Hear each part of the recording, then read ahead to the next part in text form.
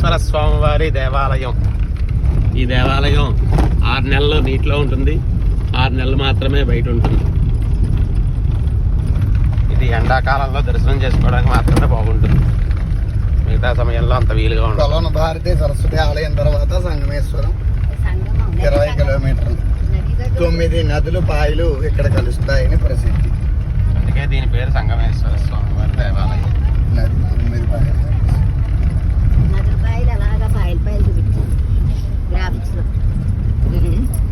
నది జరసి బాగుంది.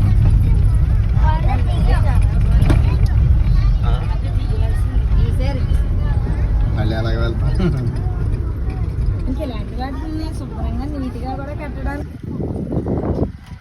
సంగమేశ్వర స్వామివారి దేవాలయం అతి ప్రాచీన దేవాలయం.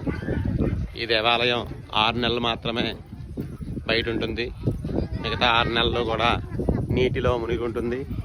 ఇది సంగమేశ్వర అంటే 9 పాయలు కలిసి కృష్ణానది 9 పాయల కింద ఇక్కడ విడిపోయి ఉంటుంది కాబట్టి దీన్ని సంగమేశ్వర స్వామివారి దేవాలయం అంటూ ఉంటారు. ఓం నమ శివాయ. అదే ఒకటే 9 పాయలు విడిపోతాయి, మనకి సప్త గోదావరి.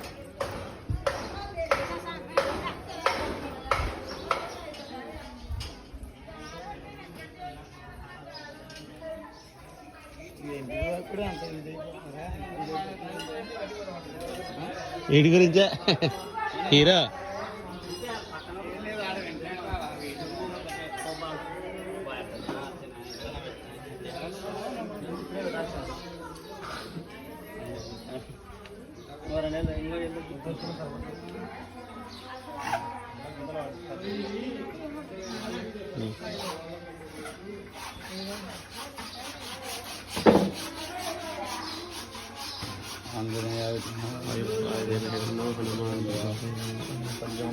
స్వామి సప్తమాతృలు.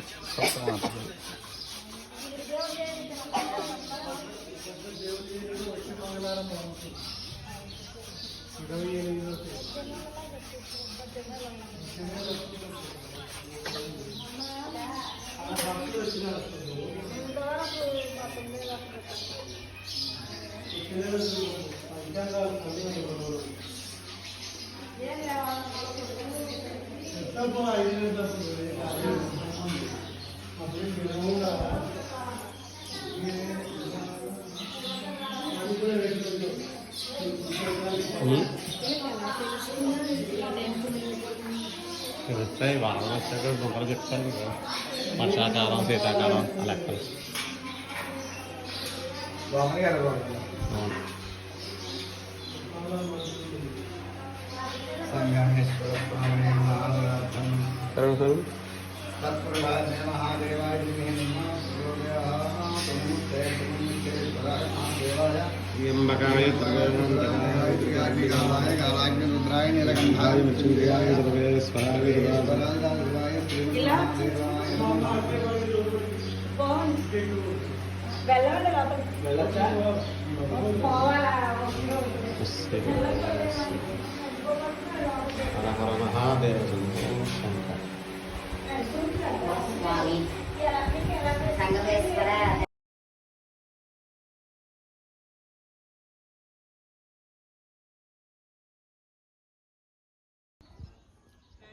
సప్తనదుల సంగమం సంగమేశ్వర స్వామి.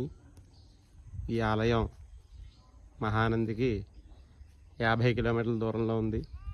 ఇక్కడ సప్తనదులు అంటే 7 నదులు సంగమం అవుతాయి. చుట్టూరా ఈ ఆలయం చుట్టూరా కూడా 7 నదులు కూడా ఉండి సంగమం అవుతాయి. అందు గురించి ఇక్కడ సంగమేశ్వర స్వామి అని ఈ లోపల ఉన్న ఈశ్వరుడికి నామకరణం. ఈ ఆలయం 6 నెలలు నీళ్ళల్లో మునిగి ఉంటుంది. అదేవిధంగా 6 నెలలు పైకి తేలి ఉంటుంది. ఎండాకాలంలో చూడడానికి బాగుంటుంది. ఎవరైనా వచ్చేవాళ్ళు ఎండాకాలంలో వచ్చినట్లయితే ఈ ఆలయం శుభ్రంగా చూడడానికి చాలా బాగుంటుంది.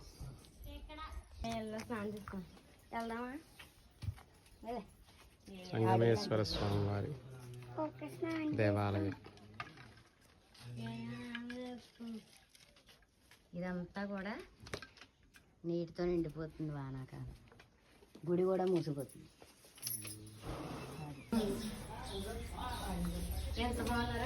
తీసుకోండి స్వామి, ఆరు తీసుకోండి.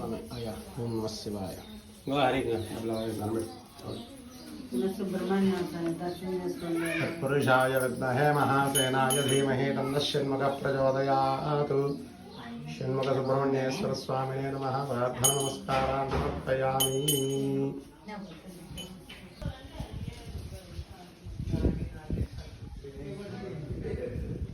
లలిత అమ్మవారు, రాజరాజేశ్వరి అమ్మవారు, భువనేశ్వరి.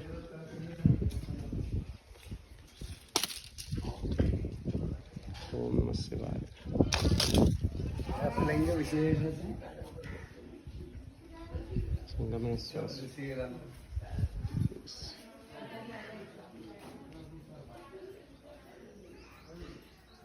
కోదండరామస్వామి, శ్రీ లలితా సంగమేశ్వర స్వామి వారి దేవస్థానం. మాసాలు ఇక్కడే దండం పెట్టుకోవడం.